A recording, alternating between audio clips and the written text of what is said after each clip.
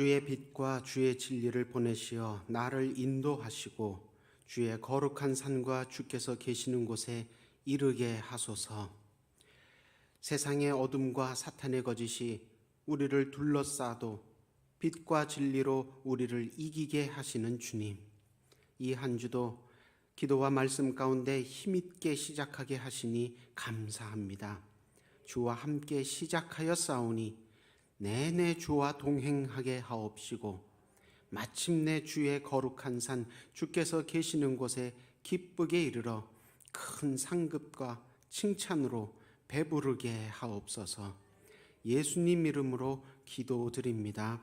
아멘. 찬송가 259장 함께 찬양하시겠습니다.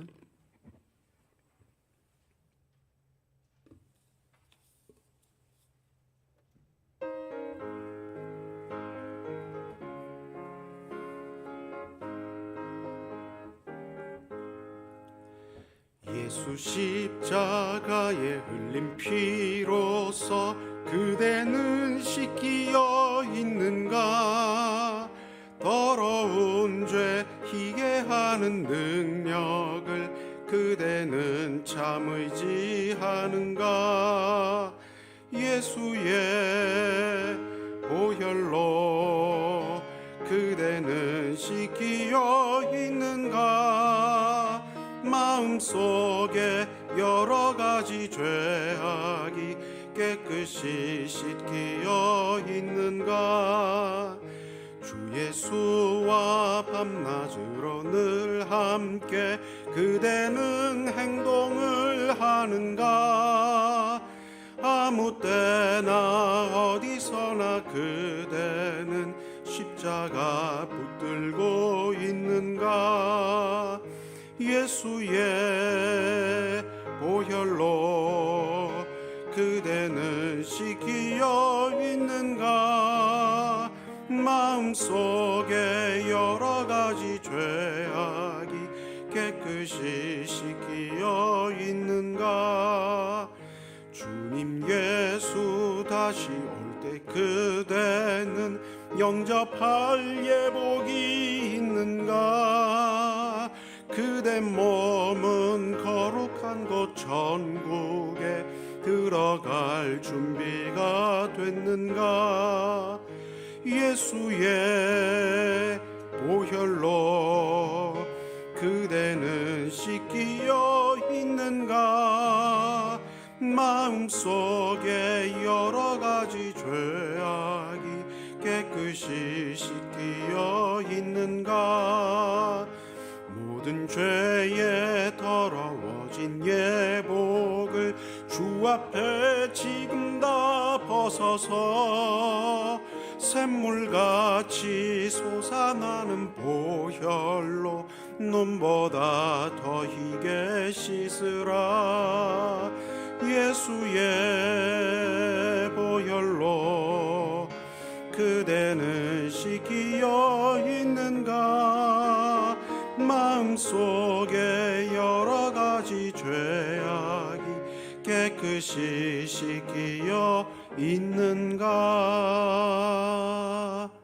아멘. 260장 한 장 더 찬양하십니다.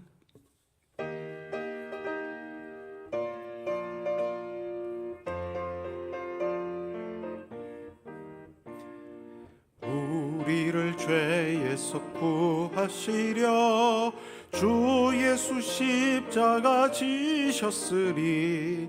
기쁘게 부르세 할렐루야. 나 구원 얻었네. 찬송하세 찬송하세. 주님 나를 구하셨네. 찬송하세 찬송하세. 주가 구원하셨네. 우리를 주께서 구했으리. 이전에 행하던 악한 일과 추하고 더러운 모든 죄를 온전히 버렸네. 찬송하세 찬송하세. 찬송하세 주님 나를 구하셨네 찬송하세 찬송하세 주가 구원하셨네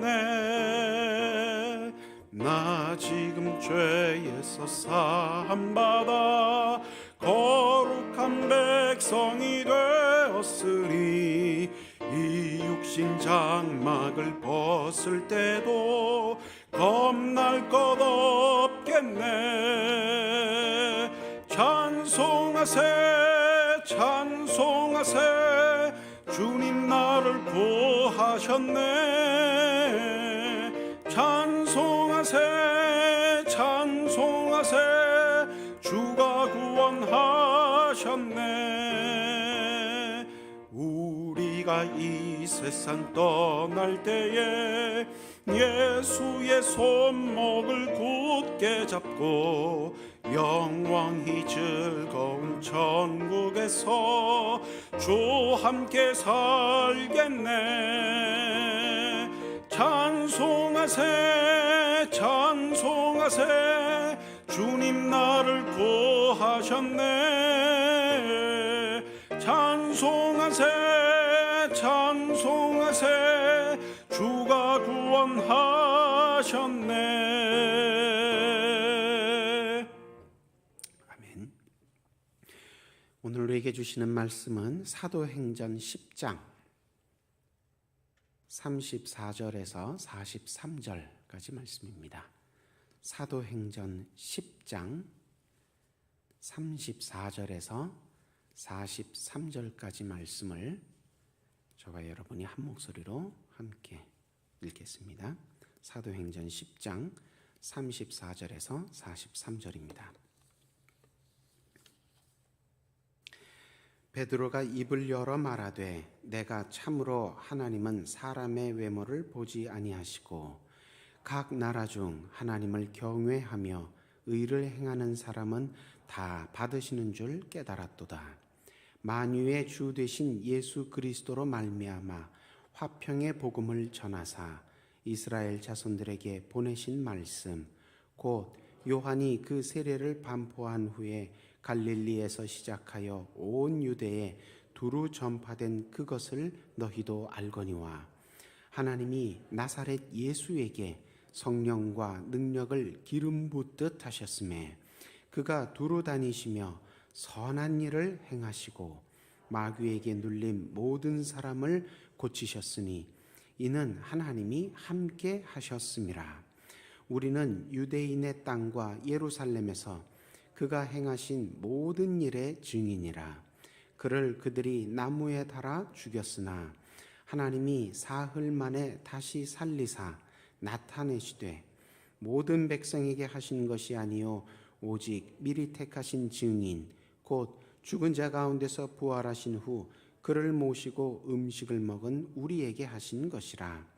우리에게 명하사 백성에게 전도하되 하나님의 살아있는 자와 죽은 자의 재판장으로 정하신 자가 곧 이 사람인 것을 증언하게 하셨고 그에 대하여 모든 선지자도 증언하되 그를 믿는 사람들이 다 그의 이름을 힘입어 죄 사함을 받는다 하였느니라.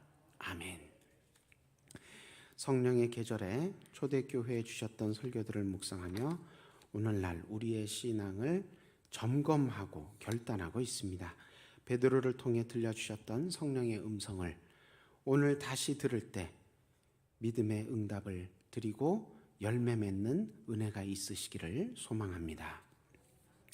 오늘 본문에서 베드로는 고넬료라는 사람의 집에 와서 설교를 하고 있습니다.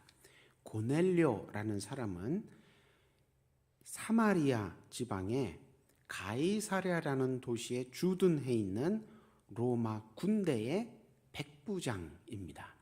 고넬료는 로마 사람이고 이 고넬료는 가이사랴라는 도시에 주둔해 있는 로마 군대의 한 부서장, 요즘으로 치면 중대장 정도 되는 로마 군인이었습니다. 이 가이사랴라는 도시는 그 당시에 사마리아뿐만이 아니라 사마리아와 유대를 다 다스리는 로마 총독의 주재지였습니다.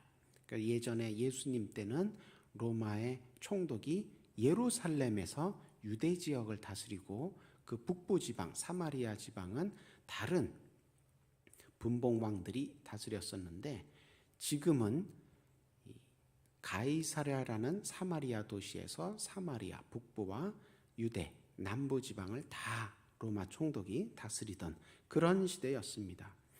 그 가이사랴라는 도시에 그렇게 로마 군들이 들어와서 주둔을 하고, 또 원래 그 지방에 살던 원주민들 사마리아 사람들도 있고, 그래서 이 가이사랴는 제법 좀 아주 예루살렘만큼 그렇게 큰 도시로 성장을 하고 있었습니다. 이 지역에는 원주민들도 있고 로마인들도 섞여 살고, 그렇게 살다 보니까 어떤 현상이 벌어지냐 하면, 로마 사람들이 자기네 고향에서 믿고 있던 로마의 신들을 믿는 그런 이방 종교도 가지고 들어왔을 테고, 또 사마리아에 원래 살던 원주민들은 유대인들과 사이는 안 좋지만 어쨌든 그 구약 성경을 가지고 유대교 신앙을 가지고 있었을 테고, 또 도시가 점점 커지다 보니까 유대 지역, 사마리아 지역이 아닌 다른 지방의 이방인들도 또 모여서 살게 되고, 그러다 보니 여러 지방, 여러 종교, 여러 이방의 신들이 다 함께 섞여 있게 되는, 여러 지역 사람들이 모여서 각자 자기네 신앙 가지고 신앙생활하는 혼합 종교가 많이 있는 그런 상태가 되었습니다. 그러다 보니까 사람들 가운데는 영험하다고 해서 이 신도 믿어보고 영험하다고 해서 저 우상도 따라가 보고 그랬는데 다 소용없다. 마음만 더 복잡해지고 생활만 더 요란스러워지지 굿은 아무리 해도 다 거기다 똑같다. 이러면서 사람들이 종교적으로 신앙적으로 혼란해하고 피곤해하다가, 그래도 구약 성경에 나오는 하나님을 믿는 게 제일 좋은 것 같다. 그래서 로마 사람들 중에도 이방 사람들 중에도 구약 성경의 도움을 받아서 유대교를 통해서 하나님을 믿는 사람들이 이 가이사랴 지방에는 적지 않게 있었습니다. 고넬료도 그런 사람 중에 한 명이었습니다. 로마 사람이었지만 더 이상 로마의 신들을 숭배하는 것이 아니라 구약 성경의 도움을 받아서, 유대교의 도움을 받아서 여호와 하나님을 믿기로 한, 자기뿐만이 아니라 그 가족이 다 로마 사람이지만 하나님을 믿기로 한 사람이었습니다. 그래서 하나님을 경외하며 구제 활동도 열심히 하고 하나님을 향해서 기도 생활도 열심히 하는 사람이었습니다. 오늘 본문, 우리가 함께 읽은 본문보다 좀 앞에 10장 2절 보면 고넬료에 대해서 소개할 때 그렇게 소개하고 있습니다. 고넬료는 하나님을 두려워할 줄 아는 사람이었다. 하나님을 경외하는 사람이었다. 그리고 어려운 사람들을 위해서 그냥 단순히 개인적인 자비심이 아니라 하나님의 율법에 근거해서 하나님의 말씀을 따라서 구제 활동도 열심히 하고 기도 생활도 열심히 하는 사람이었다. 그렇게 소개를 하고 있습니다. 그러던 고넬료에게 어느 날 천사가 나타나서 구약 성경의 도움만 받아서, 유대교의 도움만 받아서 하나님을 믿지 말고 베드로라는 사람이 있으니 그를 초청해서 복음을 들으라. 천사가 나타나서 고넬료에게 그렇게 일러줍니다.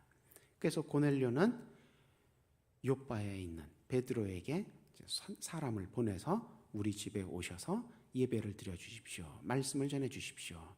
그렇게 청해서 데리고 오게 되죠. 원래 베드로는 이방인의 집에 가서 그렇게 예배 드리고 말씀 전하고 그럴 생각이 없었습니다. 그런데 이제 하나님께서 베드로에게도 환상을 통해서 감동을 주시고, 그래서 가보니까 고넬료와 그의 가족들이 정말로 그 신앙생활 하는 모습을 보니까 진정성이 있는 거예요. 그 주변에 사람들의 소문을 들어봐도 이 사람은 정말 흉내만 내는 게 아니라 정말 하나님을 경외하는 사람이라는 거예요. 그 천사를 또 고넬료가 만났다는 그런 간증을 듣고 베드로가 마음의 감동이 성령을 통해서 딱 일어난 다음에 그 고넬료와 그 가족에게 행한 설교가 바로 오늘 우리가 함께 읽은 본문 말씀입니다. 34절에서 43절까지니까 10절 정도밖에 안 되는 아주 짧은 설교죠. 짧은 설교 분량이지만 그 안에 내용적으로 보자면 기독교 신앙의 핵심적인 내용들이 모두 잘 들어 있습니다. 그래서 오늘 베드로가 고넬료의 집에서 행한 설교는 복음 설교의 원형이다, 이렇게 표현할 수 있습니다.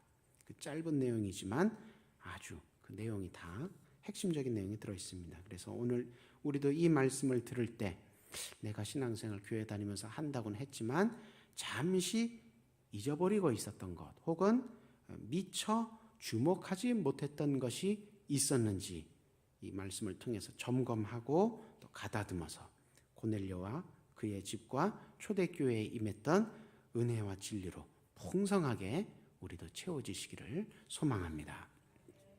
베드로는 먼저 누가 구원을 받는가에 관해서 설교합니다. 오늘 34절 보니까 하나님은 무엇을 보지 않으신다고요? 외모를 보지 않으신다. 외모를 보지 않으신다는 말은 특별한 혈통이나 혹은 그 사람이 무슨 교회를 다니면서 어떤 공로를 이렇게 눈에 보이는 공로를 이렇게 세운 것, 이런 것들을 하나님께서 우대하시고 더 편애하시고 그러지 않으신다는 겁니다. 하나님은 무엇을 보시느냐? 하나님을 경외하며, 35절에 바로 이어서 나오죠. 하나님을 경외하며 의를 행하는 사람, 그 사람을 주목하신다. 하나님을 경외한다, 하나님을 두려워한다는 말은 하나님께서 내가 죄 지으면 벌 주실 거라고 그렇게 두려워한다는 그런 뜻이 아니라 하나님만이 하나님이시라고 인정하기 때문에 그 하나님을 공손히 대하는 것을 말합니다. 그러니까 우리가 입으로는 하나님을 주여 주여 주님이라고 왕이라고 부르지만 사실은 입으로만 하나님을 주라고 왕이라고 부르지 사실은 내 인생의 왕은 나야 이렇게 생각하는 사람들이 많죠. 또 사회에서 생활할 때도 로마의 가이사 같은 정치적인 왕이나 혹은 회사의 사장님이나 이런 분들은 어렵게 공손하게 대하면서도 하나님 앞에서는 마음대로 그렇게 자기가 하나님 앞에 경건치 못하게 불경하게 그렇게 행동하는, 그렇게 생각하고 행동하는, 말하는 경우들이 있는데 고넬료는 그런 사람이 아니었다는 겁니다. 그래서 하나님이 고넬료를 주목하여 보셨다는 겁니다. 의를 행한다는 것도 내가 보기에 옳은 것 행하는 게 의를 행하는 게 아닙니다. 하나님께서 옳다고 가르쳐 주신 것, 그것을 행해야 의를 행하는 겁니다. 고넬료는 말씀에 뿌리를 내리고 말씀에 나와 있는 내용대로 하나님께서 이것은 하라 하면 작은 것이라도 순종하고 이것은 하지 말아라 금하신 것은 작은 것이라도 금하는 그런 사람이었다는 겁니다. 그렇게 하나님께 순종하는 사람, 그러니까 하나님을 공손히 대할 줄도 알고 하나님께 순종할 줄도 아는 사람, 한마디로 그 마음의 중심이 하나님을 향해 있는 사람입니다. 그러니까 하나님은 외모를 보지 않으시고 그 사람의 중심을 본다. 이 구약 성경에서도 나오는 그 표현이 바로 이 고넬료에게도 적용되고 있는 것입니다. 그래서 하나님이 그런 사람은 한 사람도 놓치지 않으시고 다 찾아서 건지시는 줄을 내가 정말 알겠노라. 베드로가 그렇게 설교하는 겁니다. 고넬료 당신을 보니까 구약에서부터 하나님은 그런 사람을 찾으셔서 예배자를 찾으셔서 순종하는 사람을 찾으셔서 구원하신다고 했는데 정말 당신을 보니까 우리 하나님이 그런 분인 줄을 내가 다시 한번 확인하게 됐습니다. 그렇게 설교를 하는 겁니다. 그러니까 의인은 믿음으로 말미암아 구원받는다는 거죠. 그 고넬료를 보고 베드로가 지금 그렇게 구원받는 사람은 누구냐? 혈통이 좋은 사람, 무슨 뭐 유대교 지도자들 대제사장들처럼 관직이 그 성직이 높은 사람, 무슨 공로가 많은 그런 사람들이 아니고 당신 같은 사람입니다. 그렇게 구원받는 사람에 대해서 얘기를 합니다. 그리고 나서 36절 보니까 베드로는 나사렛 예수를 누구라고 부르느냐? 만유의 주 그리고 그리스도라고 부릅니다. 만유의 주, 모든 것들 위에 주, 모든 것들 위에 계시는 왕. 이 표현은 예수님을 단순히 그냥 높이는, 듣기 좋으라고 하는 얘기가 아니고 예수님의 신성을 인정하는 표현입니다. 만유의 주는 원래 누구를 가리킬 때, 부를 때 쓰는 표현이었습니까? 구약에서 여호와 하나님을 부를 때 만유의 주라고 불렀습니다. 근데 그 호칭을 예수님에게 적용을 하는 겁니다. 그러니까 예수님의 신성, 예수님도 성자 하나님이심을 인정하는 겁니다. 그리고 그리스도라고 고백합니다. 그리스도가 무슨 뜻입니까? 그리스도는 헬란 말이고 히브리 말로는 메시아라고 하지요. 기름 부음 받은 자. 특히 이 메시아, 그리스도라는 말은 하나님께서 구약 시대부터 쭉 예언해 주신 약속된, 구약에서부터 약속된 구원자를 의미합니다. 그러니까 예수님 외에는 다른 구원자가 없다. 우리가 예수님을 통해서 구원받는다. 이 표현을 한 겁니다. 기독교 신앙의 핵심 중에 핵심이라고 할 수 있습니다. 예수님의 십자가 사랑과 신적인 부활의 능력 덕분에 우리가 하나님과 화해하게 되었습니다. 우리가 이제는 하나님의 앞에서 죄인, 하나님께서 에덴에서 쫓아내실 때 원수 사이가 돼서 쫓아내신 거잖아요. 죄인이 됐으니까. 그런데 이제는 그렇게 아니라는 겁니다. 예수님의 십자가 사랑 덕분에 예수님께서 우리를 사랑하셔서 십자가에서 대신 죽으셨기 때문에 이제 우리는 하나님과 화해됐습니다. 하나님의 양자, 양녀로 다시 받아들여지게 됐습니다. 죄와 사망에서 해방됐습니다. 그래서 이 소식을 베드로는 뭐라고 부릅니까? 화평의 복음 이렇게 표현을 합니다.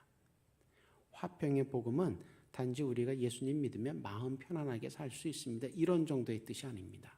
하나님 앞에서 화해된, 용서받은, 하나님 앞에 떳떳이 가까이 나아갈 수 있게 된 사람으로, 새 사람으로 바뀐다. 이 소식입니다.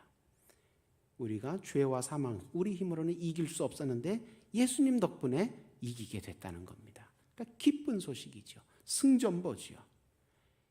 베드로는 이 기쁜 승전보가 먼저 이스라엘 자손들에게 전해졌다고 얘기를 합니다. 그러니까 세례 요한을 통해서 먼저 회개의 세례를 세례 요한이 베풀면서 세례 요한이 공생애를 곧 시작하실 예수님을 맞이하도록 이스라엘 자손들을 준비시켰지요. 37절에 이제 세례 요한이 그렇게 준비를 시켜 줬는데 이 예수님께서는 공생애를 시작하시면서 어떤 일을 하셨습니까? 마귀에게 눌린 모든 사람을 고치는 일, 선한 일을 행하셨습니다. 근데 여기 이 선한 일, 마귀를 쫓아내는 일, 선한 일은 단순히 사람들 보기엔 놀라운 일, 그저 우리에게 도움을 주니까 고마운 일 정도가 아닙니다. 누구만 하실 수 있는 일입니까? 하나님만 하실 수 있는 일입니다. 사람이 어떻게 마귀를 쫓아냅니까? 하나님만이 하실 수 있는 일입니다. 예수님도 자기에게 어떤 서기관이 찾아서 선한 선생님이여 이렇게 물었을 때, 그렇게 자기를 표현했을 때 예수님 그러셨죠. 어찌하여 나를 선하다 하느냐? 선한 분은 하나님뿐이시다. 그러니까 이 선하다는 것도 그냥 우리가 보기에 마음씨가 곱고 착한 것, 그걸 의미하는 게 아닙니다. 하나님의 성품을 의미하는 겁니다. 그러니까 선한 일, 하나님만이 하실 수 있는 일을 뜻합니다. 그런 일을 예수님께서 하셨다는 겁니다.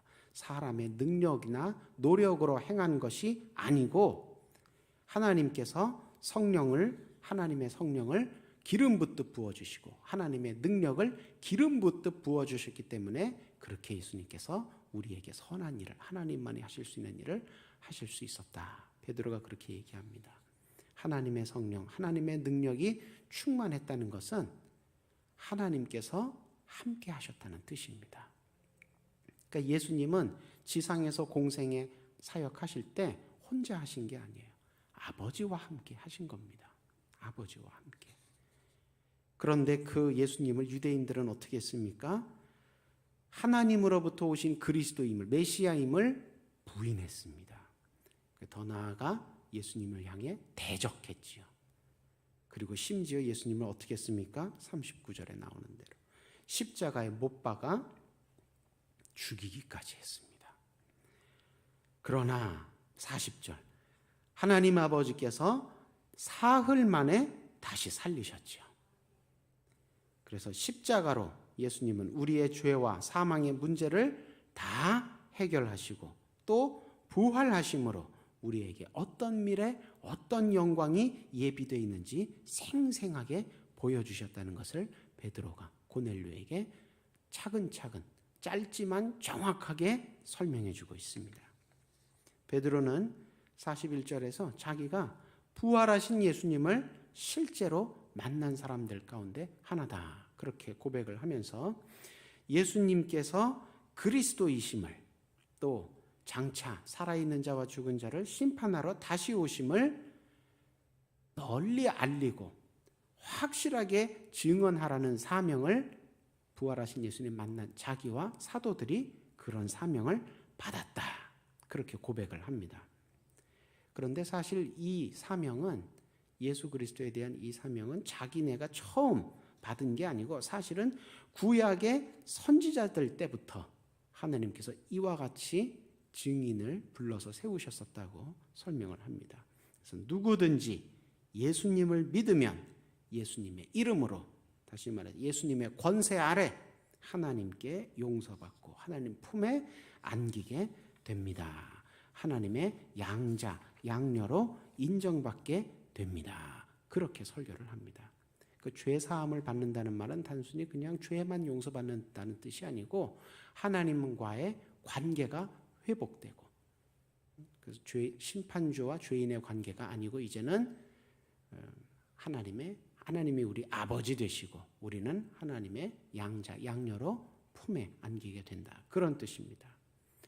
그렇게 34절부터 43절까지 이 10절밖에 안 되는 짧은 분량이지만 기독교 신앙의 핵심적인 내용들이 모두 잘 들어가 있기 때문에 이 베드로의 설교는, 고넬료의 집에서 한 이 설교는 모든 설교자들이, 모든 교회학교 교사들이 교과서처럼 생각하는 그런 복음 설교의 원형인 것입니다. 그래서 이 말씀을 거울 삼아서 나는 지금 어디에 신경을 쓰며 신앙생활을 하고 있는지, 내가 혹시 신앙생활을 하면서 잠시 잊고 있는 건 없는지, 미처 주목하지 못한 건 없는지 돌아보고 살펴보며 점점 더 성숙해지고 건실해지는 신앙으로 성장해 나가고 건실하게 더 튼튼하게 변화될 수 있기를 소망하는 것입니다.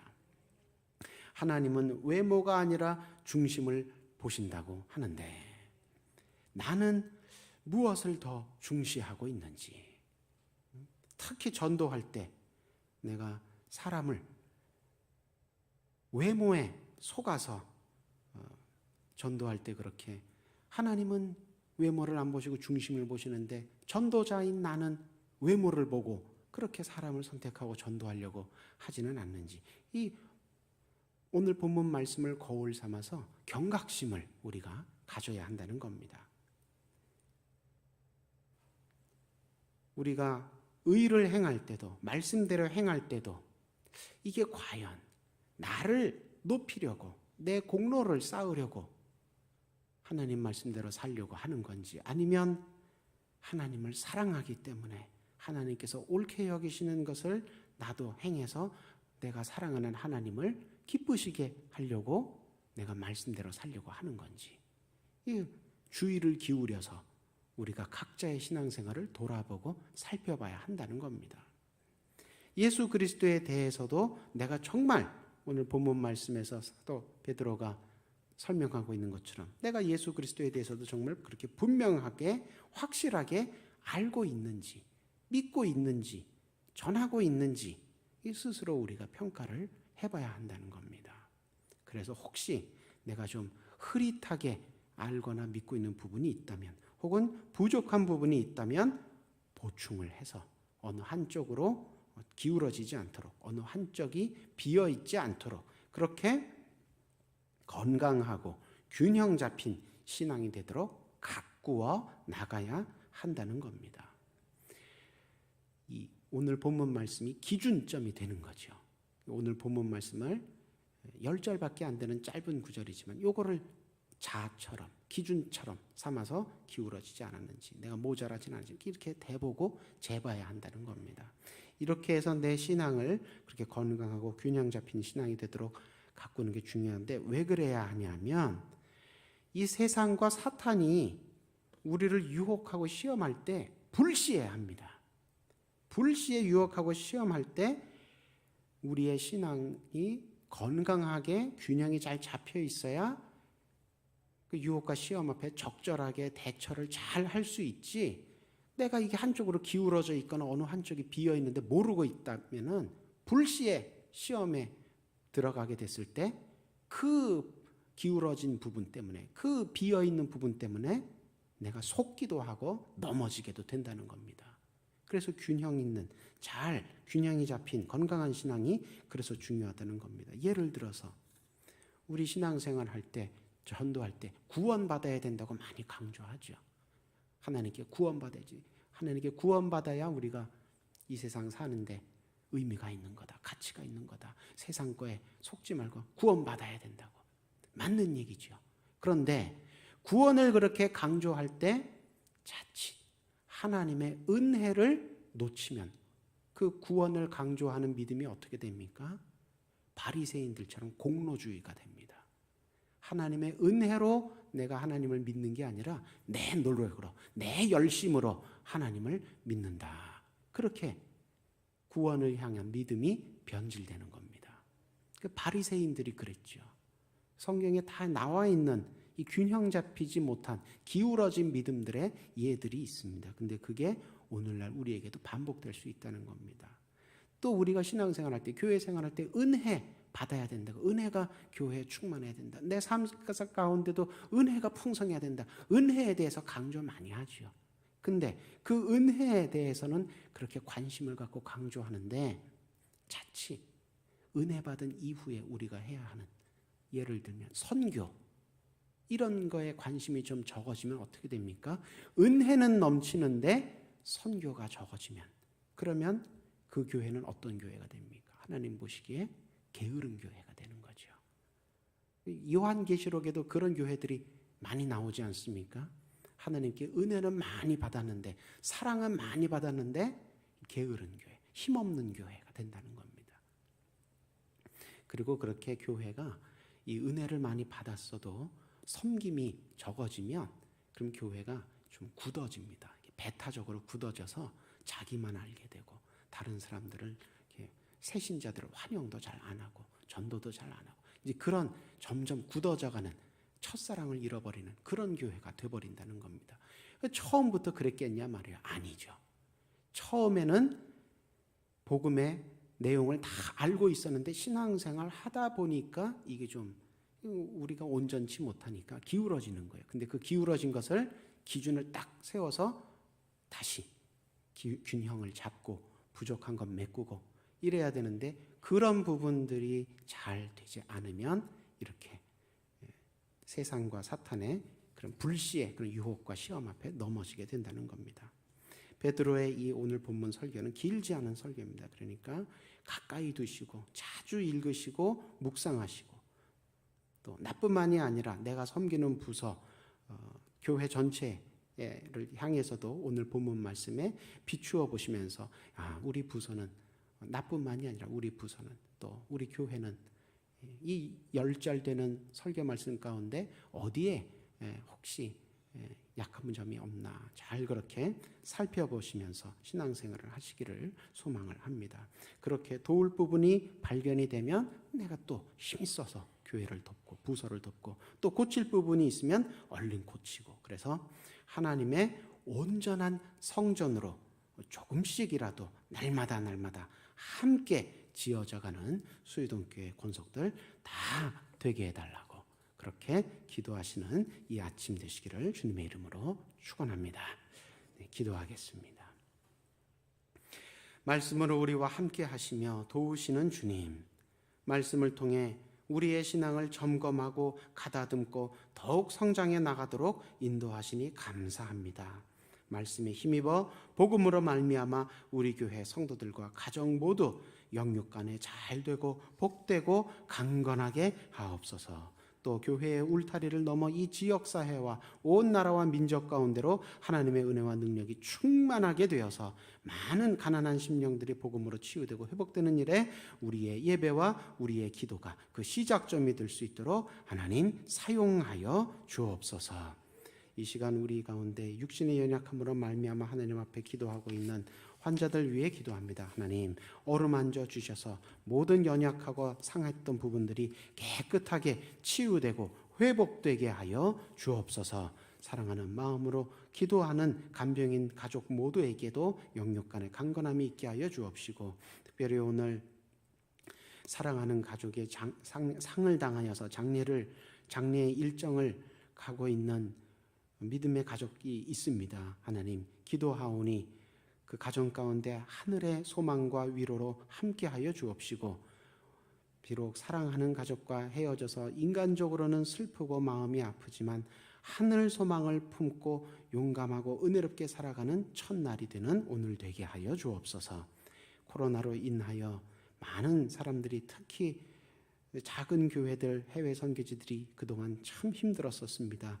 코로나가 이제 많이 거두어졌사오나 주님 완전히 깨끗이 거두어질 때까지 우리와 변함없이 동행하여 주셔서 이 코로나의 길고 긴 어두운 그림자 지나간 이후에는 교회가 더욱 힘있게 일어서서 복음의 빛을 만천하에 밝히 비추는 본연의 사명을 잘 감당할 수 있도록 하나님 도우시고 힘 주시고 지혜 주시고 늘 은혜로 풍성하게 함께하여 주옵소서. 미얀마와 우크라이나와 같이 불의한 군대에 의하여 눈물 흘리고 한숨 짓는 사람들이 있는 지역들이 있습니다. 하나님 이 땅 가운데 하나님의 나라가 임하게 하셔서 모든 상하고 다쳤던 무너졌던 삶의 모습들, 가족의 헤어졌던 모든 비참한 비극들이 빨리 끝나게 하여 주옵시고, 하나님의 은혜로 그 땅이 그 민족이 치유되고 회복되게 하여 주옵소서. 새로운 담임 목사님을 청빙하기 위하여 온 교회가 기도하며 하나님 앞에 겸손히 지혜를 찾고 있는 중에 있사오니 하나님 믿음의 눈을 뜨게 하셔서 하나님께서 예비하신 귀한 종 잘 청빙하여 모실 수 있도록 걸음걸음을 인도하여 주옵소서. 마음에 여러 서원의 기도 제목들이 있어서 물질과 함께 하나님 앞에 심습니다. 303번째, 352번째, 619번째 하나님 앞에 심사오니 주님 이 물질이 쓰이는 곳마다 하나님 나라가 크고 아름답게 세워지게 하여 주옵시고, 마음에 기도하는 모든 서원의 제목들도 하나님 풍성한 은혜로 가득가득 응답하여 채워 주옵소서. 예수님 이름으로 기도드립니다. 아멘. 하늘에 계신 우리 아버지, 아버지의 이름을 거룩하게 하시며 아버지의 나라가 오게 하시며 아버지의 뜻이 하늘에서와 같이 땅에서도 이루어지게 하소서. 오늘 우리에게 일용할 양식을 주시고 우리가 우리에게 잘못한 사람을 용서하여 준 것 같이 우리 죄를 용서하여 주시고 우리를 시험에 빠지지 않게 하시고 악에서 구하소서. 나라와 권능과 영광이 영원히 아버지의 것입니다. 아멘. 자유롭게 기도하십니다.